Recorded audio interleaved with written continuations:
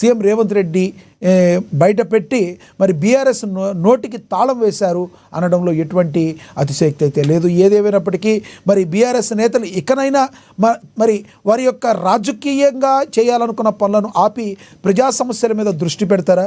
అసలు బడ్జెట్ ఏ విధంగా ఉంది, అసలు రాజకీయ విశ్లేషకులు ఏమనుకుంటున్నారు, ప్రజలు ఏమనుకుంటున్నారు, ఇదే విషయం గురించి ఈరోజు చర్చను కొనసాగిద్దాం. చర్చలో పాల్గొనేందుకు మనతో అందుబాటులో ఉన్నారు, మనతో స్టూడియోలో అందుబాటులో ఉన్నారు డాక్టర్ శివకుమార్ లాల్ గారు, కాంగ్రెస్ అధికార ప్రతినిధి. ఆయనతో మాట్లాడదాం. అదేవిధంగా మరి ఇక నెక్స్ట్ చూసుకుంటే రాజకీయ విశ్లేషకులు పాపిరెడ్డి గారు కూడా మనతో అందుబాటులో ఉన్నారు. బీఆర్ఎస్ నేత మల్లెపాక యాదగిరి గారు కూడా జాయిన్ అవుతారు మనతోటి. ఇక రాజకీయ విశ్లేషకులు న్యాయవాది బండారు రామ్మోహన్ గారు కూడా జాయిన్ అవుతారు. అదేవిధంగా రాజకీయ విశ్లేషకులు రాజమౌళి గారు కూడా మనతో జాయిన్ అయ్యే అవకాశం ఉంది. ఇక మొత్తంగా చూసుకుంటే ముందుగా మనం మన స్టూడియోలో ఉన్న డాక్టర్ శివకుమార్ లాల్ గారితో మాట్లాడదాం. శివకుమార్ లాల్ గారు నమస్తే అండి. నమస్తే లక్ష్మీనాథ్ గారు. సార్, ఎలా సంతృప్తి చెందారా? ప్రజలు సంతృప్తి చెందే విధంగా బడ్జెట్ ఉంది అనుకోవచ్చా? ఈ బడ్జెట్ని ఏ రకంగా మీరు చూస్తారు? ముందుగా ఏఎన్ఎన్ న్యూస్ ప్రేక్షకులకు, మీకు ప్యానెల్లో ఉన్న వారికి నమస్కారం.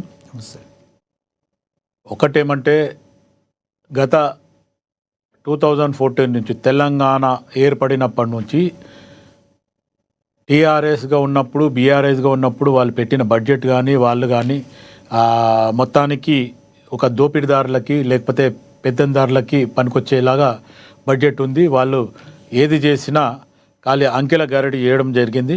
ఇప్పుడు మటుకు ఖచ్చితంగా ఇది ప్రజాపాలన అనే రకంగా కాంగ్రెస్ పార్టీ ముందుకు వచ్చింది.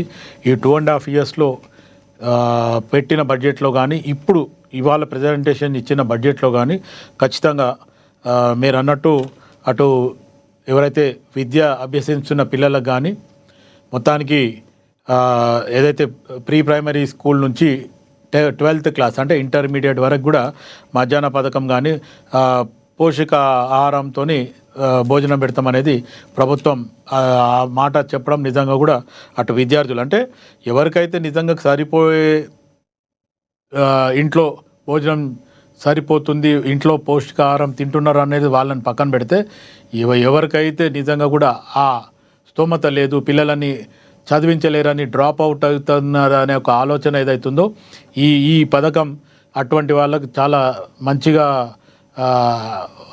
ఉంటుంది. అండ్ వాళ్ళకు కూడా ఒక రకంగా వాళ్ళకి ఏమంటారు ఇంప్రూవ్మెంట్కి ఇది ఒక మంచి పనిలాగా ఉంది. రెండవది ఇంటిగ్రేటెడ్ ఏదైతే స్కూల్స్ అంటున్నారు అది కనుక జరిగితే SC, ST, BC, minority, OC అందరు కూడా ఒకటే డ్రెస్ కోడ్లా చదువుకుంటారు. రేపు ఏదైతే వివక్షత లేకుండా ఉండాలనేది ప్రభుత్వము, ముఖ్యమంత్రి కానీ లేకపోతే మంత్రులు అందరిలో ఒక నిర్ణయం తీసుకొని ఇది ఒక మంచి ఇదిగా ఉండడం.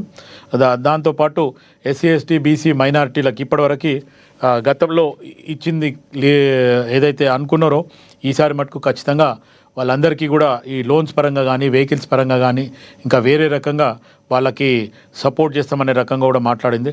అండ్ మోర్ ఎవర్ ఇంకోటి ఎవరైతే హ్యాండిక్యాప్ దివ్యాంగులు అనే పదం ఏదైతే మనం వాడుతున్నామో వాళ్ళకి ఒక ఎలక్ట్రికల్ స్కూటర్ లాగా వాళ్ళకి ఇచ్చి మొత్తానికి ఇబ్బందుల నుంచి ఉన్న వాళ్ళని బయటికి తీసుకురావడం, దాంతోపాటు ఏదైతే వైద్యం మీద కూడా పెంచి ఈసారి ఖచ్చితంగా వైద్యం మీద దృష్టి చూపిస్తున్నారు.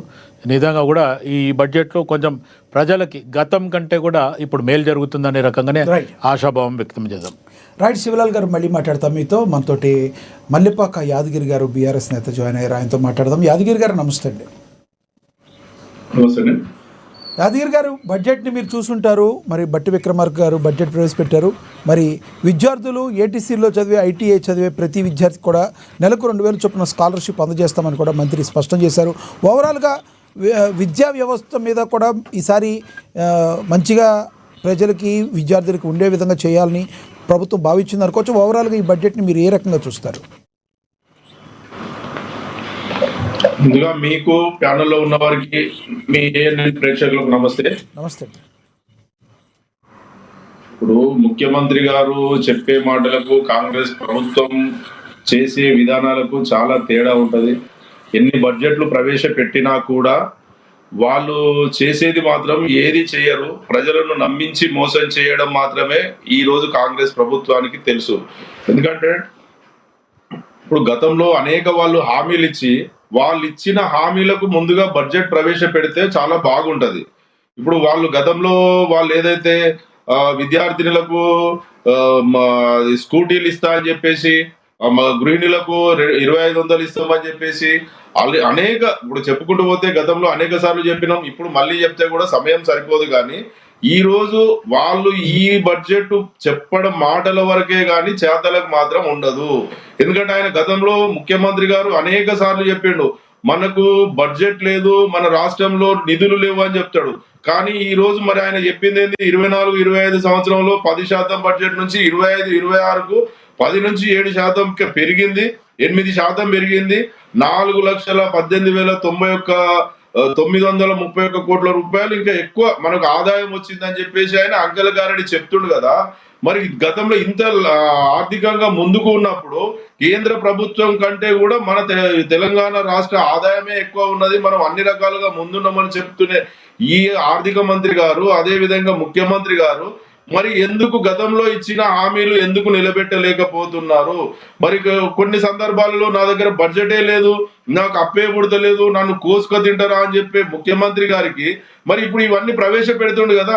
మరి గతంలో రైతులకు రైతు బంధు ఇంకా పూర్తిగా వేయలేదు, రైతు బంధు చేసినాం కానీ నేను వేసినా కానీ అది వచ్చిందో లేదో నాకు తెలియదు అంటుండు. ఈ రోజు మరి అదే మాట ఈ రోజు ముఖ్యమంత్రి గారు కూడా అంటారు.